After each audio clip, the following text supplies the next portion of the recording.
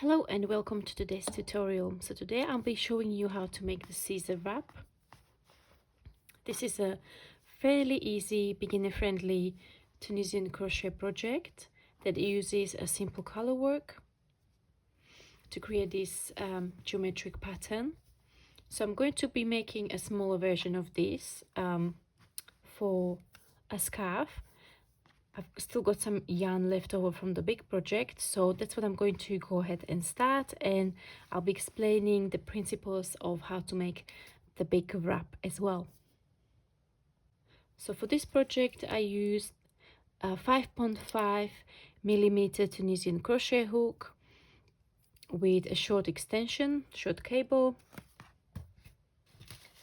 And as far as the yarn goes, I used Hobby upcycled alpaca blend. This is a wonderful yarn, very soft, very cozy. It has got a little bit of a fluff to it, but not too much. Really nice bounce. And this is 34% acrylic, 33% alpaca, and 33% wool. So it's a very nice blend. It's not very nice and soft, so it's ideal for wearing it close to skin. And this is medium or worsted weight yarn. For the wrap, if you're making the wrap, you will need 2 balls of all of the colors that I've got listed on my blog. So just a side note, the pattern is already on my blog. You can find it there, and also if you prefer printable PDF, you can get that from my Lovecraft shop and from my Ravelry shop. So just to describe the principle for the project, each of the strong colors, which is the orange, green and blue, has got 7 stitches in width, and they are traveling from one side to another. And then I've got 2 neutral colors, or what I call neutral colors, and that's the gray and the light pink, and that's 10 stitches wide.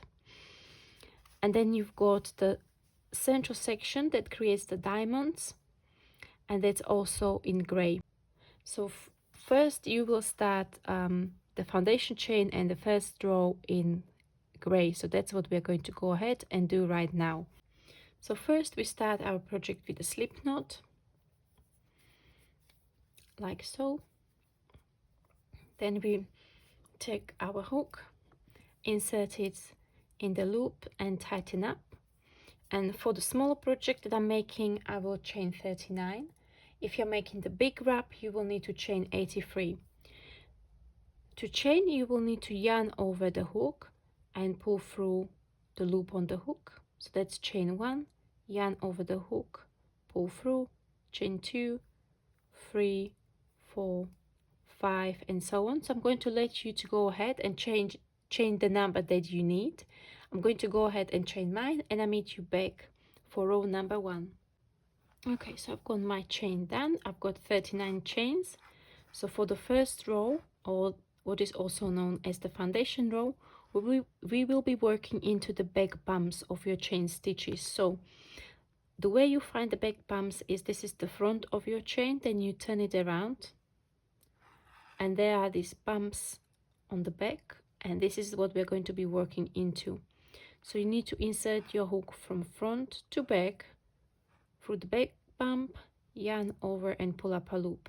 So now, as you can see, we've got now 2 loops on the hook, because the last loop from the previous row or from the chain is the first stitch of your consecutive row. So now we have got actually 2 stitches on our hook. Okay, and for the first row we are going to work that in the first color, in the gray, all through, so there will be no color changes. The color changes will start from row number 2. So we are going to go ahead and work our foundation row into the back bumps. So from this row onwards, each row will be worked in 2 steps. So in Tunisian crochet, you work the rows in 2 steps, what are known as the forward and return pass. On the forward pass, you have increasing number of loops on the hook, and on the return pass, you will work your loops off the hook. So we are now working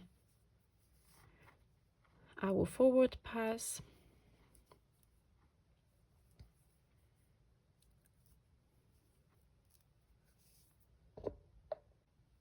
Okay, we are at the end of the forward pass for row number 1. We've got all the loops on the hook, so I've double checked, I've got 39 loops. That's what I need.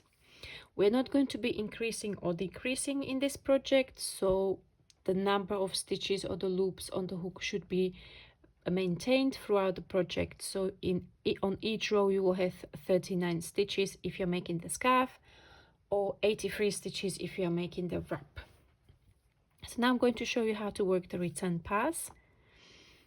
You will first start by yarning over the hook and pull through 1, and then yarn over and pull through 2, and you will continue working yarn over, pull through 2 all the way across the row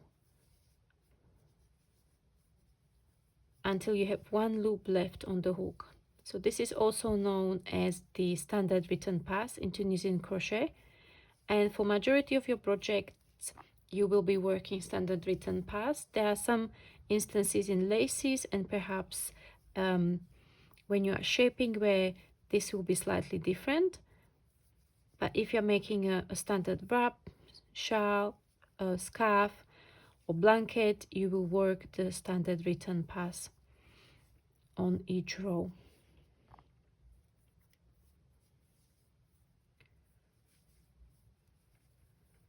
Okay, so I'm almost at the end of the standard return pass.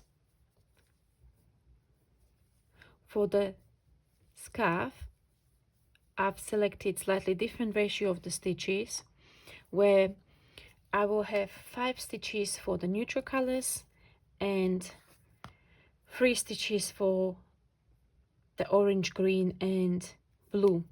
So we start with on this corner, so we are starting with the widest number of stitches that we would have for the neutral color, which is 10. However, we already have a 1 stitch on our hook, so we will need to work 4 more stitches to have a total of 5. So that's, we will be working Tunisian Simple Stitches. So Tunisian Simple Stitches worked under the front vertical bar of the row below, of the stitch, or rather of the stitch in the row below. So you will insert the hook from right to left under the front vertical bar. So this is just 1, because there is the front one and there is also the back one, but you only want to work under the front vertical bar. So insert the hook, yarn over and pull up a loop. That's your Tunisian Simple Stitch.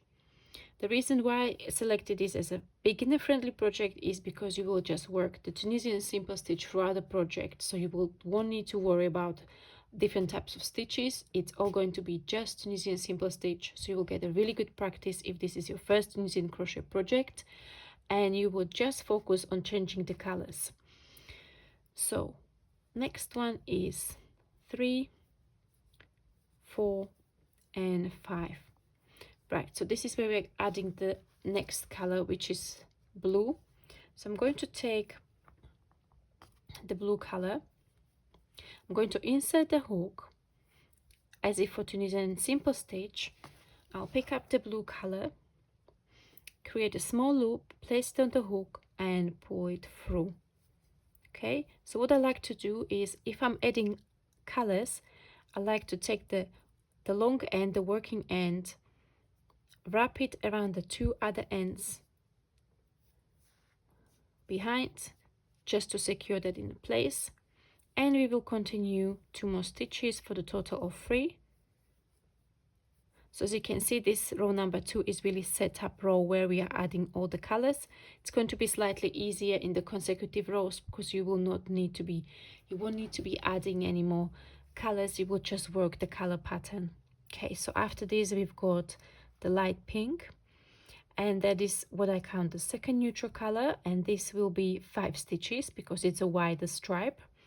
So I'm going to get that, create a small loop, insert the hook in the next stitch as for Tunisian Simple Stitch, place it on the hook, pull it through, and again secure it in a place at the back. Okay, so that's my first stitch, second, third, fourth and fifth. Okay, like to tighten it at the back to even out the spaces between stitches.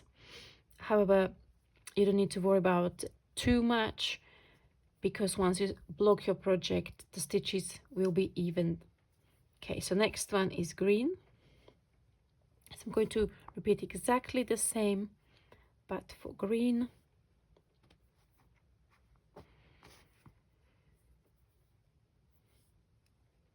And this will be for the width of 3 stitches.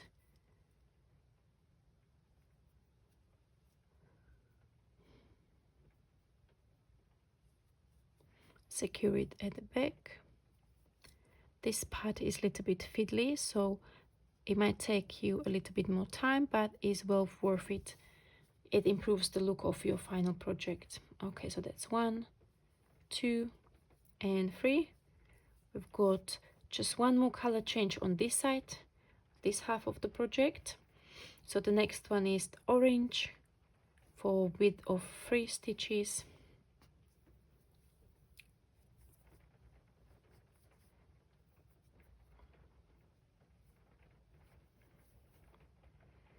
Like so.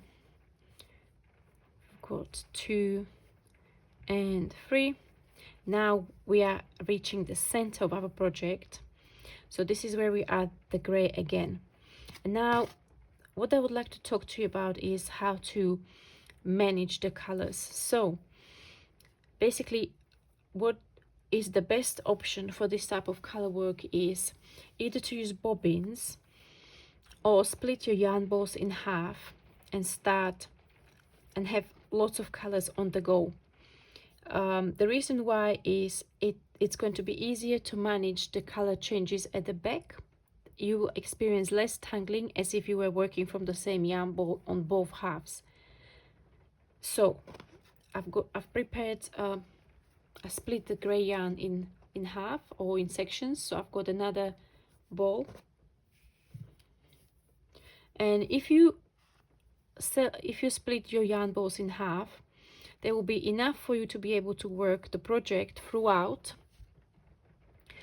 without having to change colors and weave in more ends. So really you will have the ends at the beginning of your project and then at the end, and the rest of your project will be more or less clean without having to add more yarn in the same color, which results in multiple ends. So the center in gray is just 1 stitch, and that's in the consecutive rows is where we start expanding this section. So for now it's just 1 stitch, and then we mirror the colors on the other side. So we are just going to go ahead and add all the colors. So I'll let you do that on your own. I'll meet you at the end of the row where I will start the return pass for this row. So you will then go ahead and work either 7 stitches if you're making the wrap, or 3 stitches if you're making the scarf in the orange, followed by the same width in green. Then you've got either 10 or 5 stitches in the pink, 7 in blue, and then 10 in the gray at the end, and that includes the end stitch. So I'm going to meet you there where we will work the end stitch together. I am back for the last stitch of the row number 2, and this will be the end stitch. It is worked under the 2 strands of the last stitch, so you will see them really. If you turn your work around, you've got 1 strand on the right and 1 strand on the left. There is one in the middle as well, but we are going to skip this. We are just going to work under the 2 strands of the outer stitch, like so. You will yarn over and pull up a loop. This creates a nice neat edge on your left side, and then you continue with the standard return pass. So I'm going to show you how to deal with the colors on your return pass. So we've done yarn over, pull through 1, and then we will continue with yarn over and pull through 2 until the second loop from the hook is in the next color. So this is where we drop the first color, but we need to cross it over the second color like so, and we will continue with the next color. So we've got 3 stitches to work. Okay, now my second color is in the pink, so I'm going to drop the blue, cross it over, pick up the pink, work 5 stitches off, 1 2 3 4 and 5. My second loop is in green, so I'll drop the pink, get green, and work 1 2 and 3, and so on. So this is the way you change the colors on the return pass. Now if you don't cross over, you might get gaps between your stitches. That's why it's worth changing it over. Tighten up the stitches lightly. This is just the central stitch that counts as a 1. And also, when you are starting in the first few rows, be mindful of not picking up the short end instead of the long end when you are changing or swapping the colors. 2 and 3. It's easy to do it on the return pass. It's a little bit less likely that this would happen on the forward pass.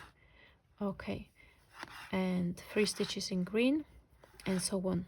So you will maintain the number of stitches that we worked in the color on the forward pass. You'll maintain that on the return pass as well. Now I've got the blue. I'm almost finished here. 1 2 3, and then I've got my last color, which is gray. So we will work in gray until we have the last loop on the hook like so, and this is the first stitch of the next row. For row number 3, we will start decreasing the number of stitches on the edges. So as you can see, this creates this slanted side. So where we had on the wrap we had 10 stitches, now we're going to work 9, 8 and so on, and this creates this geometric shape traveling up the shawl. So here I've started with 5 stitches, so I'm going to work on 4. So I have 1 loop already on the hook, so I will work 3 more loops for a total of 4 stitches. And this is where I pick up the blue and work 3 stitches in blue. So the only place where you work a different number of stitches, or the color in which you work different number of stitches, will be the gray. So you actually always maintain the number of stitches of the middle section. You will be only decreasing number of the stitches in gray on the edges and increasing in the center, and then decrease it back, and this creates this beautiful color effect. So we've done 3 in blue. Now I've got 5 in this pink.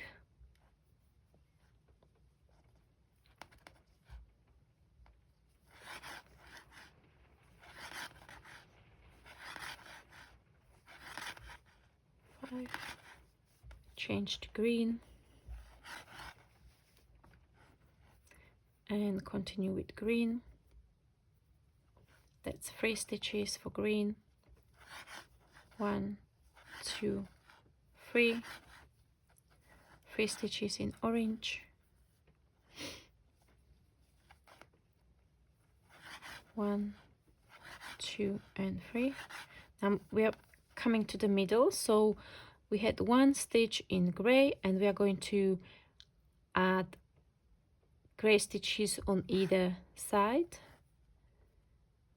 So you will need to work 1 stitch before in gray, then this middle gray stitch, and then 1 after as well. So in the row after, you will have, you started with 1, now you've got 3, then you will have 5 7 and so on. Now I'll get the orange to make sure that I get the right strand of yarn, and I work 3 stitches in the orange, 1, 2 and 3. And as you can see, because of that extra stitch in gray, now the shift in the color happens in the opposite way than it happened at the beginning of the row.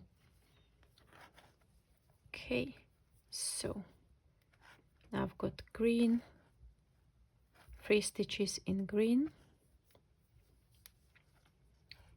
1, 2 and 3.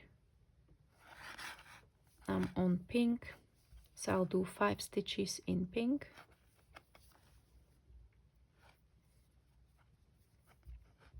1, 2, 3, 4 and 5. Shift over to blue,